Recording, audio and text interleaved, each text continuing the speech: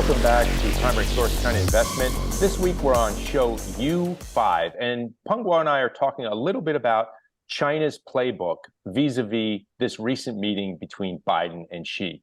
And Xi was in town for the first time in 6 years. And we mentioned a few weeks ago, since Xi Jinping's been consolidating power, he's visited Russia twice as many times as he's visited the United States. But this trip was supposed to be different.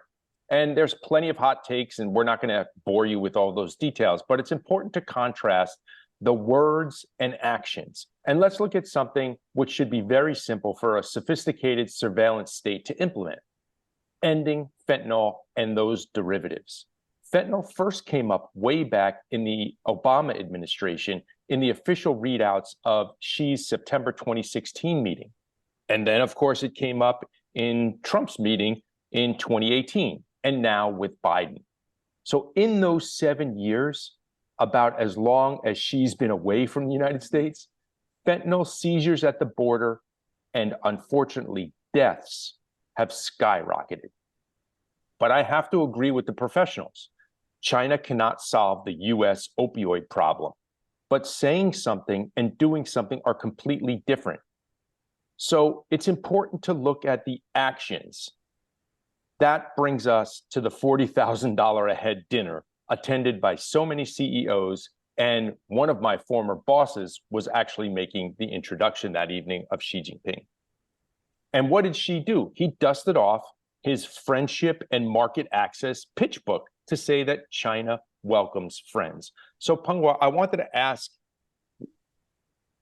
could you contrast that with some of the actions that are going on? Or does Xi Jinping really mean it? Just, hey, come back, everybody. Like I said before, like a political relationship has a cycle. And they talk about the debuckling everywhere, and right now shaking hands. Okay, we have to stay on this earth together, so we have to find ways to live together. I think that's the looks like a bottom line. All right, always stay peace, and rather than waste the time and money to fight each other. So definitely it's a great way to talk, and I think the stock market gets sold, and the people just feel like the peace of mind, at least right now. It's definitely is good to make progress in a small area, and then they might find more ways to have a bigger cooperation. Whereas the competition is still existed. I think each country have their own bottom line, and I don't think everyone want to give up. The best way is to see if they can find some solutions together. At least as long as people sit down, talk to each other, sooner or later they should be able to find some solutions. The relationship probably just bounced off the bottom, and you brought up a great point about competition. So, the geopolitical, you and I are not experts, we're just observers, but on the ground, the competition is something you talked about. And I want to get into that a little bit, because if you've been paying attention and been reading Xi Jinping thought or looked at competition on the mainland, you know that a lot of foreigners are on borrowed time. And we've talked about this a lot. Chinese companies will eventually make competitive products and deliver services to crowd out foreign brands. This will be due to fierce competition, innovation, and sometimes outright theft. This is the first step in dual circulation. So, Beijing is telegraphing what they want to do, and it's working, from drones to apps to EVs. As these brands are now going out, these products are going out, which is the second part of dual circulation. But here's the big caveat. China's mercantilist economy has and will continue to get massive pushback, and there are signs in the US and Europe that they are going to implement more and differentiating trade barriers to counter Beijing's accommodative policies for their firms. So it looks like more and more trade war as China tries to go out. On the mainland, it looks like more and more competition for foreign firms competing in the domestic China market. Is that your premise also, Peng Guo? I think generally speaking, right now competition really like the market competition. It's not really like the on purpose, China on purpose to do something bad. Even like in China, domestic, so different company like EV car companies, they still have an intensive competition. So if other people do good things and make an improvement, that doesn't mean that they are bad person. I think that is the concept that need to be corrected. So people just really make this become white and black, and Yeah. also just to try to inspire like the people's emotions to against and support each other. That's definitely is not a right way to do business globally. Yeah, a lot of people just focus on the EVs, and China had definitely some accommodative policies for these EV makers. That was early on, a decade ago. Yeah, I think that does still have a lot of problems sooner or later, long term, short term. I know like the China have some more people like the just pursue the short term profit. It doesn't Yeah, care the environment.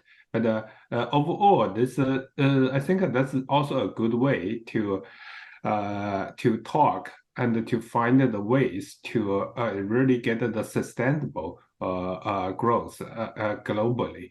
Political guy, they just fight each other. The company just too greedy for the short-term profit. It's still not really have a solutions for the society.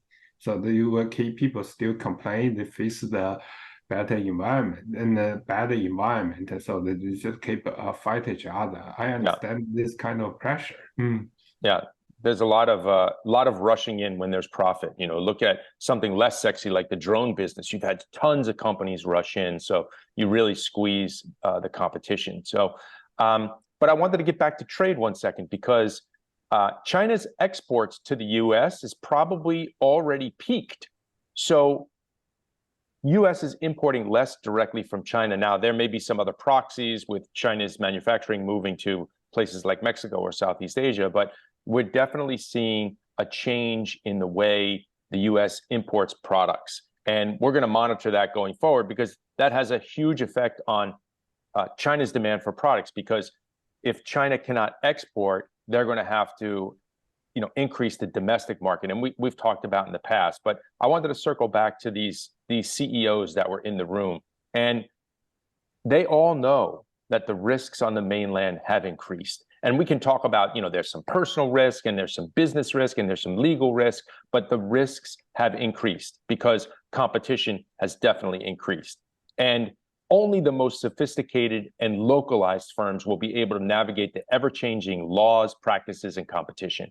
Recall, we've demonstrated that JP Morgan would have made more money simply by investing in China Merchants Bank than running their own business on the mainland. And eventually, they bought in to China Merchants Bank Wealth Management Unit. So those are the strategic choices that even large multinational firms are going to face. Never mind a small startup, because those guys probably dead in the water at this point. What's your thought, Peng Guo? That's right. I think we can see the 25 China sectors, majority leader companies or leading companies, they have the foreign stake owners, and they take the not like the small profit, it's really like Yep. the big profit from China every year.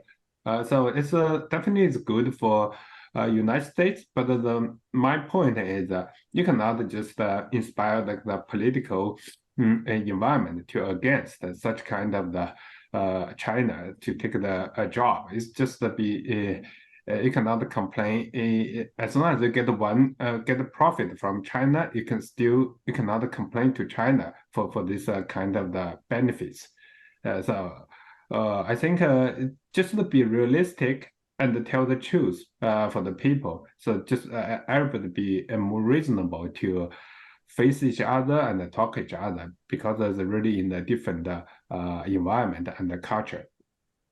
Well, that's a great point to leave it on, Peng Guo. So for you five, thanks for tuning in. Everybody have a great Thanksgiving. We'll be off next week, but we'll see you in 2 weeks. Thank you. Thank you.